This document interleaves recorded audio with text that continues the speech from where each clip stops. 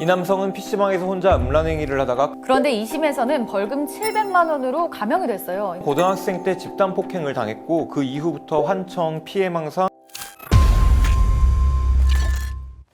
20대 남성이 공연 음란죄와 성적 목적 다중이용장소 침입이라는 다소 특이한 혐의로 이 재판에 넘겨졌습니다. 이 사건이 발생한 거는 작년 9월 지방의 한 PC방에서입니다.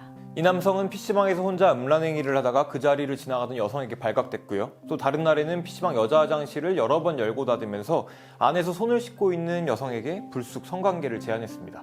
검찰은 남성이 공공장소에서 음란행위를 하고 성적 목적으로 화장실을 침입했다, 이렇게 보고 재판에 넘겼습니다. 이 성적 목적 장소 침입 좀 생소하실 텐데요. 그러니까 자기의 성적 욕망을 만족시킬 목적으로 화장실, 목욕장, 모유 수유 시설, 탈의실 등에 이제 들어가거나 나가라는 말을 듣고도 나가지 않았을 때 성립을 하는 범죄입니다. 주로 이런 장소에서 음란행위를 한다든지 몰카를 찍으려 한다든지 그랬을 경우가 많거든요. 1심은 이 남성에게 징역 6월을 선고했는데요. 공연 음란죄 법정형이 1년 이하 징역 또는 500만 원 이하 벌금이고요. 성적 목적 장소 침입죄는 1년 이하 징역 또는 300만 원 이하 벌금을 물게 되거든요. 그런데 2심에서는 벌금 700만 원으로 감형이 됐어요. 그러니까 1심에서 실형으로 구속됐던 것에 비하면 상당히 많이 가벼워진 건데 왜 이랬느냐? 그러니까 정신질환 때문이라는 거예요. 그러니까 피고인이 중증으로 정신과 치료를 받아온 전력이 있었거든요. 이 남성은 고등학생 때 집단 폭행을 당했고 그 이후부터 환청, 피해망상, 충동조절장애 등의 조현병 증상이 나타났습니다.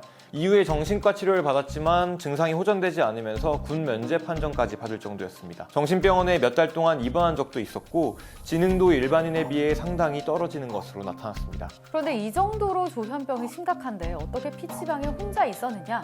일단은 부양할 가족이 아버지밖에 없습니다. 아버지가 일용직 노동으로 이제 생계를 꾸려갔는데 아들을 매일 일하는 현장에 데리고 갔다고 해요.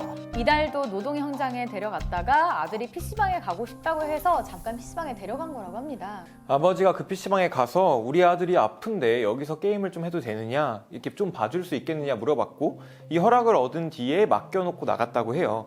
근데 이 사건은 그 이후에 일어난 거죠. 그러니까 피해 여성들이 이런 속사정을 알게 되고 처벌을 원하지 않는다는 의사를 재판부에 밝히기도 했습니다. 마지막 재판 때 피고인이 나와서 최후 진술을 하잖아요.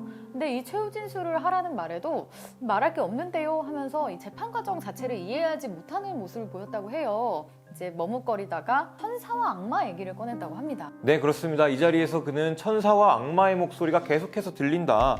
그리고 천사와 악마가 계속 싸우고 있고 이제 아마겟돈이 와서 멸망을 할 거다, 이런 식의 얘기를 굉장히 구체적으로 했다고 해요.